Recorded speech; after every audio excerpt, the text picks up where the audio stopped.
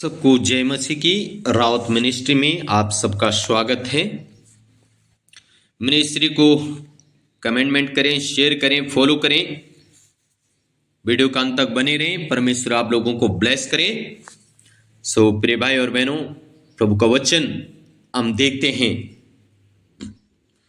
इफिसियों की किताब 5 अध्याय उसका 16 और 17 पद। यहां पे पौलुस इफिसियों की कलीसिया को सिखा रहा है और पौलुस ये सिखा रहा है, अवसर को बहुमूल्य समझो क्योंकि दिन बुरे हैं। सत्य है मेरे प्रिय भाई और बहनों, इसलिए उस समय भी ऐसे था और आज भी ऐसा ही है। अवसर को बहुमूल्य समझो क्योंकि दिन बुरे हैं। प्रिय भाई और बहनों, जो अवसर आपको मुझे मिला है प्रभु में, उसको हम एक बहुमूल्य समझें। हालेलुया।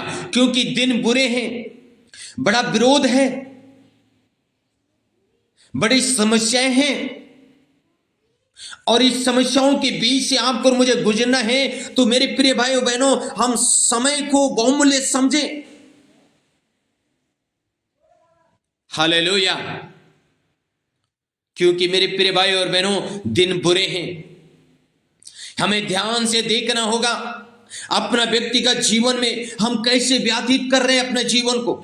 हम अपने जीवन को ना खो डालें, हम समय को बहुमूल्य समझें। जो अवसर प्रभु ने आपको मुझे दिया है इस संसार में रह के, इस संसार में जो आपको मुझे मिला है, इस अवसर को हम ना खोए मेरे प्रिय भाइयों बहनों। हो सकता है अगर आज आप में इस अवसर को खोते हैं, कल को आप पर मुझे ये अवसर ना मिले। इसलिए मेरे प्रिय भाई बहनों, ध्यान से देखें अपना व्यक्तिगत जीवन में जो अवसर आपको मिला है, उस अवसर को बहुमूल्य समझे, उस अवसर को कीमती समझे, उस अवसर पे ध्यान दें, उस अवसर पे ध्यान दे के अपना जीवन को व्यतीत करें। हालेलुया। इसलिए पौलुस कलीसिया को सिखा रहे हैं, जो परमेश्वर ने आपको समय दिया है उसको बहुमूल्य समझो।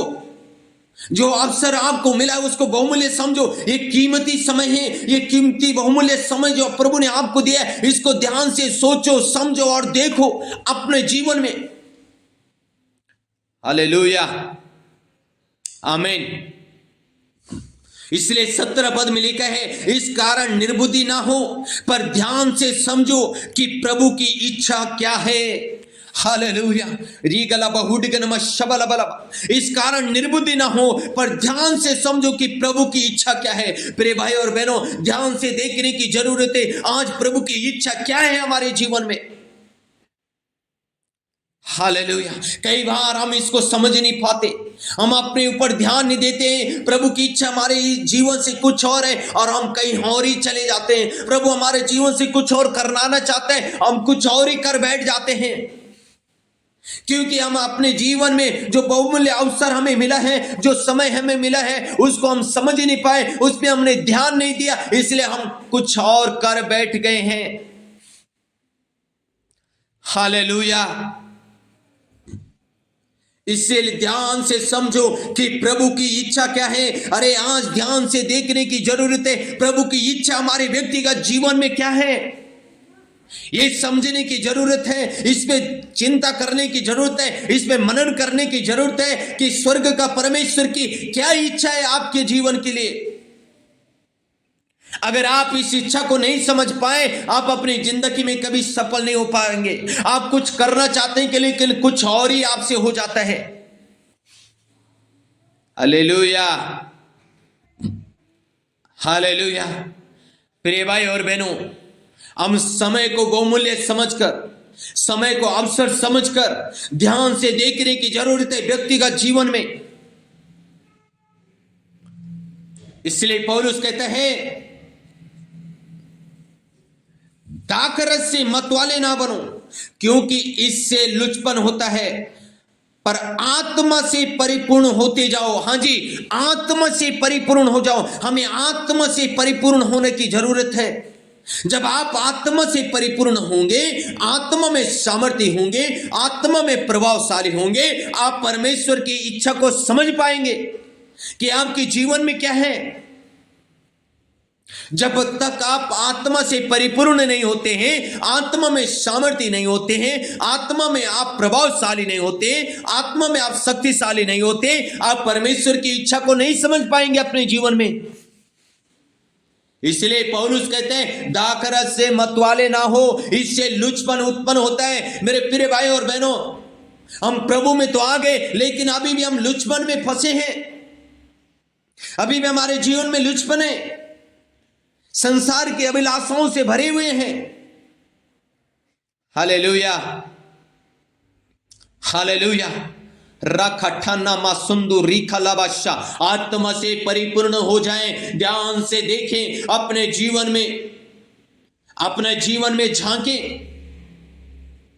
हालेलुया। इसलिए 15 वचन में कहता है, इफिसियों 5:15 में लिखा है, इसलिए ध्यान से देखो कि कैसी चाल चलते हो, निर्बुद्धियों के समान नहीं पर बुद्धिमानों के समान चाल चलो। हाँ जी, इसलिए ध्यान से देखो, निर्बुद्धियों के जैसे नहीं चलो, लेकिन बुद्धिमानों के जैसे चाल चलो। प्रभु में आने के बाद भी आप निर्बुद्धियों के जैसे चाल चल रहे हो, बड़ी दुख की बात है। प्रभु में आने के बाद आपका चाल चलन नहीं बदला। प्रभु में आने के बाद अभी भी आप लुचपन में हो। प्रभु में आने के बाद भी अभी तुम जो है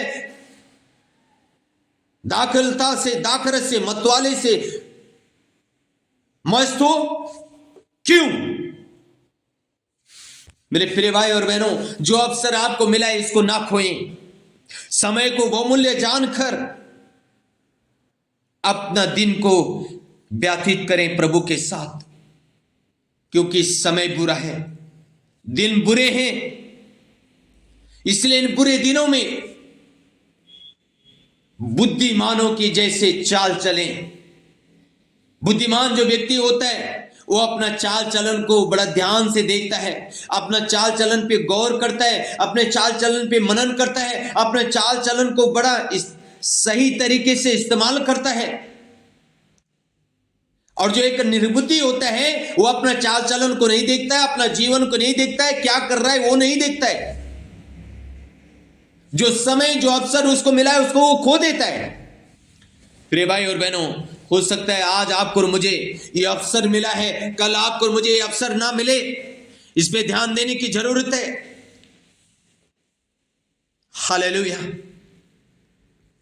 आमीन। इसलिए प्रिय भाई और बहनों, 14 पद में कहता है, इस कारण वो कहता है, ये सोने वालों जाग और मुर्दों में से जी उठ, तो मसीह की ज्योति तुझ पर चमकेगी। हे सोने वालों जाग और मुर्दों में से जी उठ, तो मसीह की ज्योति तुझ पर चमकेगी। ये किसके लिए हो रही? किसके लिए बोला जा रहा? ये किसी अविश्वासी के लिए नहीं, एक विश्वासी के लिए पौलुस इस भाषा को इस्तेमाल कर रहा है। जो भाषा इस्तेमाल नहीं करनी चाहिए उस भाषा को इस्तेमाल करना पड़ रहा है, क्योंकि ये क्या है, मसीह में आने के बाद भी सोया हुआ है, मुर्दों के जैसे जीवन जी रहा है। एक मुर्दा जो होता है ना, उसको उठा के एक जगह में से दूसरी जगह में रखोगे तो वैसे रहेगा। आज मसीह में आने के बाद में हमारा जीवन ऐसे ही है। जो लोग हमें जो बोलेंगे हम वैसे ही करेंगे, हमें कुछ भी बोलेंगे हम वैसे ही करते चले जाएंगे। ये सोने वालों जाग, मुर्दों में से जी उठ, तो मसीह की ज्योति तुझ पर चमकेगी। अरे मसीह की ज्योति तुझ पे तब चमकेगी जब तू आत्मा से परिपूर्ण होने के लिए प्रयास करेगा, जब तू आत्मा में चलने की कोशिश करेगा, उसकी ज्योति तुझ पे चमकेगी। इसका मतलब क्या है? क्यों कहा रहा है जागने का मतलब क्या है? ये प्रार्थना नहीं करता, ये उपवास नहीं करता, ये संगति नहीं करता, ये बाइबल नहीं पढ़ता, ये दान नहीं देता, ये मसीह में आ तो गया लेकिन केवल नाम के लिए आया। मेरे भाई और बहनों, नाम के लिए नहीं। अगर नाम के लिए हैं तो अभी भी हमारे अंदर लुचपन होगा, मतवालापन होगा। हालेलुया। अभी भी हम निर्बुद्धियों के जैसे चाल चल रहे होंगे। हम समय को अवसर समझ के अपने जीवन को ध्यान से देखें और आशीष